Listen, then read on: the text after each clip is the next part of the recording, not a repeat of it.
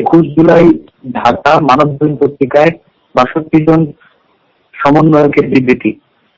বৈষম্য বিরোধী ছাত্র আন্দোলনের সাথে সরকার পক্ষের কোনো ধরনের বৈঠকের সিদ্ধান্ত হয়নি। বিভিন্ন গণমাধ্যম মারফত প্রাপ্ত সরকারের সাথে ছাত্রদের বৈঠকে যে গুঞ্জন প্রচারিত হচ্ছে তা সম্পূর্ণ বানোয়াট ও ভিত্তিহীন। জনমনে বিভ্রান্তি ছড়ানোর উদ্দেশ্যে প্রচারিত হচ্ছে।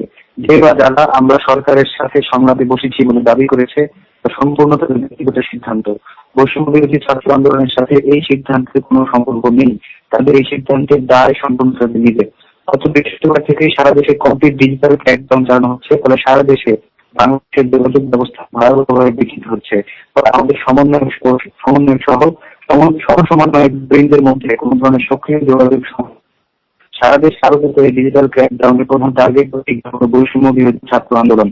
স্বাধীন রাষ্ট্রের নাগরিকের তথ্য যোগাযোগের মৌলিক অধিকার লঙ্ঘন হচ্ছে মানবাধিকার লঙ্ঘনের চূড়ান্ত রূপ। ইতিমধ্যে বৈষম্য বিরোধী ছাত্র আন্দোলনের অন্যতম সমন্বয়ক মোহাম্মদ নাহিদ ইসলামকে গ্রেফতার করার খবর পাওয়া গিয়েছে। অবিলম্বে সরকারকে গ্রেফতারকৃতদেরকে মুক্তি দিতে হবে এবং ডিজিটাল ক্র্যাকডাউন রহিত করে দেশে ডিজিটাল যোগাযোগ ব্যবস্থা সচল করতে হবে। যোগাযোগ ব্যবস্থা সচল হলে সমন্বয় কমিটি নিজেদের মধ্যে আলোচনার মাধ্যমে দেশবাসীকে সিদ্ধান্ত জানাবে। আমাদের সুস্পষ্ট দাবি আদায় না হওয়া পর্যন্ত আন্দোলন চলমান থাকবে। আমরা দেশের ছাত্র জনতার সংগ্রামের সাথে ঐক্যবদ্ধভাবে পাশে আছি। দেশের নিরাপত্তা বাহিনী কর্তৃক নির্বিচার হত্যা চলছে, আমরা তার তীব্র নিন্দা জানাই এবং এই দায় একান্তই সরকারের। দেশের অভ্যন্তরীণ ও আন্তর্জাতিক সকল মানবাধিকার সংস্থা এবং নাগরিক সমাজকে ছাত্র জনতার পাশে দাঁড়ানোর জন্য আমরা জোরদার আহ্বান জানাই। পাশাপাশি আমি ইংলিশে রিড করছি। No meeting has taken place between anti-discriminatory student movement and government. The whispery that is being promulgated on various media is totally bogus and baseless. The persons who are demanding that they have made a discussion with government is totally their personal decision. There is no relation with anti-discrimination student movement. The responsibility of this discussion is completely theirs.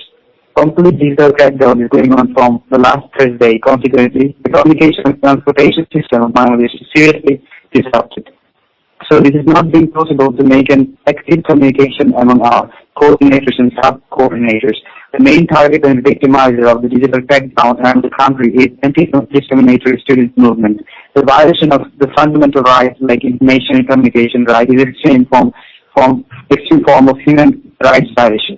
The news regarding the arrest of one of the prominent coordinators, Nahid Hassan and Asif Mahmood, has already come to us.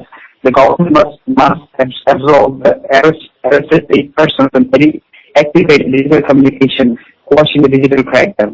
After this discussion among themselves, the coordinators will inform the decision to the countrymen after the communication becomes normal.